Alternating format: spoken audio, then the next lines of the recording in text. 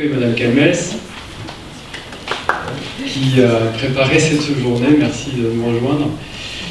Donc avec 4 conférences, comme je le disais, avec des intervenants de toute qualité, de toutes origines, de toutes fonctions. Donc Pierre Boiral est sociologue. Il va vous présenter pendant une demi-heure, suivi d'un débat, l'aspect sociologique de la santé. Et puis Serge Bellassène, qui est dans la salle aussi, qui est médecin rééducateur, fera lui à son tour une information, suivie d'une personne qui s'occupe de sophrologie, qui nous parlera de sophrologie. Une autre, qui est Madame Bradshaw, je prie de m'excuser si son nom est écorché, Madame Callas, qui nous parlera de la santé à travers le yoga, suivi d'un exposé à 19h de Grégory Lino sur les enjeux de la thérapie non médicamenteuse. Donc moi, pour faire très très court, la santé, évidemment, ce n'est pas la santé uniquement physique, ou en tout cas, elle est accompagnée d'une santé psychique, psychologique, propre à chacun, à l'individu, mais bien naturellement, et on le vit dans le contexte actuel de société malade, peut-être socialement, collectivement, donc la santé collective et sociale, certainement s'apparente à notre propre santé individuelle, et peut-être l'un ne va pas sans l'autre.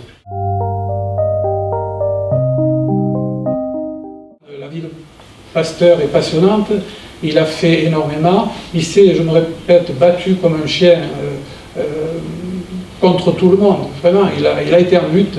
Certes, il a eu des honneurs, mais même quand il a eu des honneurs, il a souvent été découragé, il a reçu des seaux d'eau dans son village, dans l'Arbois, parce qu'il était contesté, etc. Ça n'a pas été une bataille facile. Il y a des malentendus sur Pasteur aussi, parce que certains disent, mais c'est pas lui qui a inventé tout ça, ce qui est tout à fait exact. La vaccination, c'est pas lui qui l'a inventé, etc., etc. Il a réussi à prouver scientifiquement qu'on pouvait vacciner de telle manière, qu'on pouvait s'attaquer aux maladies infectieuses, etc., etc. Donc ça a été un homme d'action, arrivant à faire passer au niveau du grand public, à faire passer des progrès qui étaient il y en a des tas d'autres, donc Koch évidemment, en Allemagne, qui ont travaillé, qui ont fait autant de travail que lui.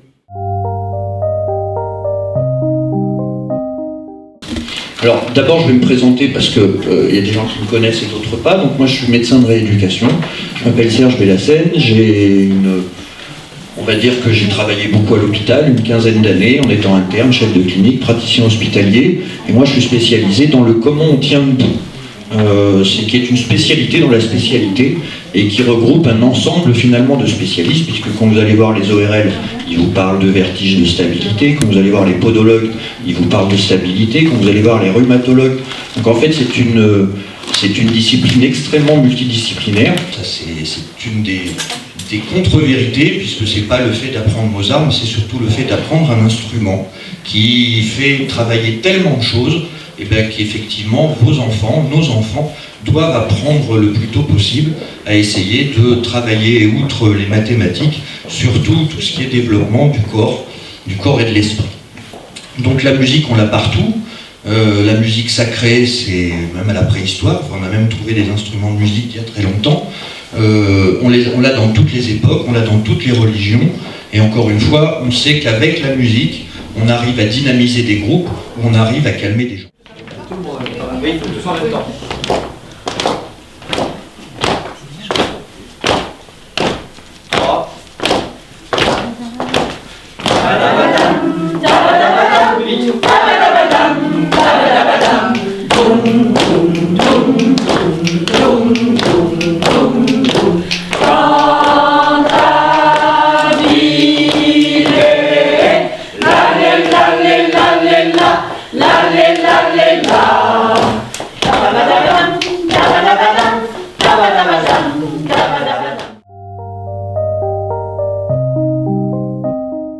Je suis psychomotricienne à la base, donc je suis sensibilisée au développement psychomoteur à la place du corps, et j'utilise les outils de la sophrologie et la démarche pour des enfants. Ça marche très bien, et à partir de 6 ans, donc ce sont des séances qui sont beaucoup plus ludiques et puis beaucoup plus courtes, une demi-heure, généralement 1 heure pour les adultes. La sophrologie s'intéresse à la conscience. Freud s'est intéressé à l'inconscient, Et Caicedo s'est intéressé à la conscience. Alors la conscience, pour vous l'expliquer, je prendrai une petite métaphore qui n'est pas de moi, mais qui est du directeur de l'école dans laquelle j'ai suivi ma formation, qui m'avait bien aidée. C'est la métaphore du radar. Vous imaginez une tour de contrôle avec un radar, et à l'intérieur le contrôleur, avec son écran. Le radar, c'est pour nous la conscience. Ça envoie des signaux, ça perçoit où sont localisés les objets dans l'espace, et ça les envoie sur un écran de contrôle. Et derrière le contrôleur, ce serait le mental, celui qui interprète tout ce que la conscience lui envoie en fonction de ses objectifs, de ses connaissances. Le but de cet exercice, c'est de développer sa qualité de présence. Quelques secondes pour regarder cette pièce, cet espace dans lequel vous êtes. Observez les objets, les couleurs, regardez les personnes avec qui vous êtes.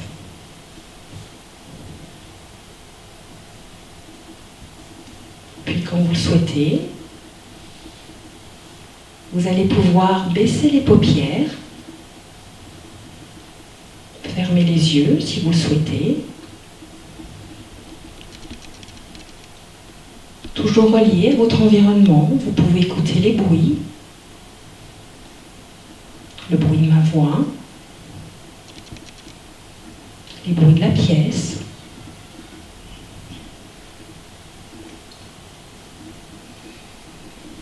Puis vous allez recentrer votre attention sur vous. Accueillir tout ce qui arrive dans votre tête. Les mots, les images, les pensées, les bruits peut-être.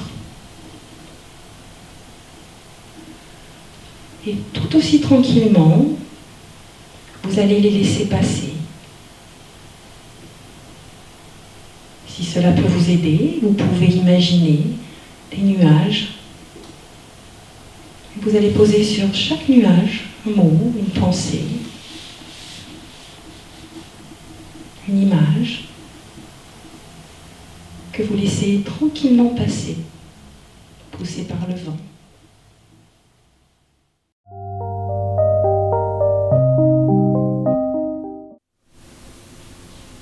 Pour commencer, donc, nous allons pratiquer pranayama, l'exercice respiratoire que vous ferez allongé, restez allongé, et vous allez vous servir donc des pouces, main droite, main gauche, pour fermer alternativement la narine droite et la narine gauche. Expire, inspire, narine gauche. À poumon plein, vous posez la main sur le sol et vous changez de côté. Vous bouchez l'autre narine et vous faites la même chose. Plutôt sur une inspiration, pour les plus anciens, vous lèverez les bras à la verticale et en expirant, vous viendrez poser vos mains sur les coudes. Et vous relâcherez les épaules.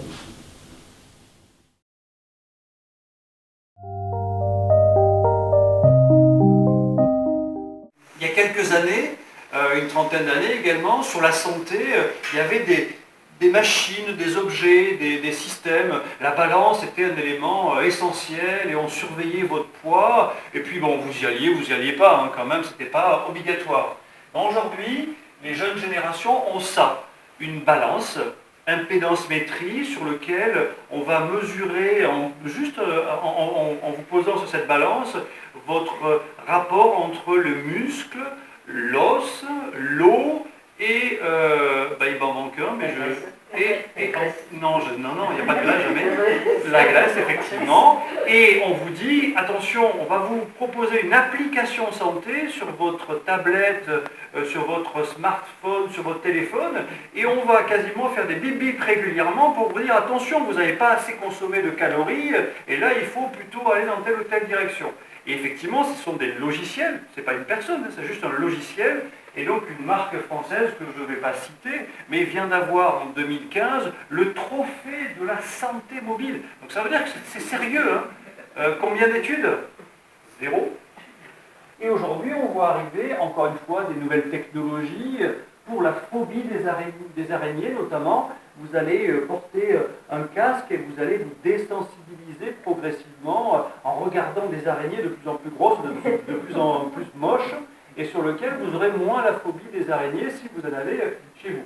Voilà ce type de méthode, mais il y en a énormément, et le domaine dans lequel je travaille le plus, c'est le cancer, les traitements du cancer, et sur lequel, il y a quelques années, on vous disait, lorsque vous allez avoir une radiothérapie ou une chirurgie, ou quand vous allez avoir une chimiothérapie, surtout vous vous reposez, surtout vous ne bougez pas, hein, vous bougez le moins possible parce que ça peut avoir des conséquences un petit peu négatives. Et aujourd'hui, on commence à réfléchir à des études très sérieuses pour montrer en quoi et comment il va y avoir des programmes d'activité physique qui vont être plus bénéfiques que d'autres au décours des traitements de chimiothérapie en particulier, et c'est absolument impressionnant. Si vous voulez en savoir plus, vous pouvez aller sur la plateforme CEPS sur le site internet ou sur mon petit blog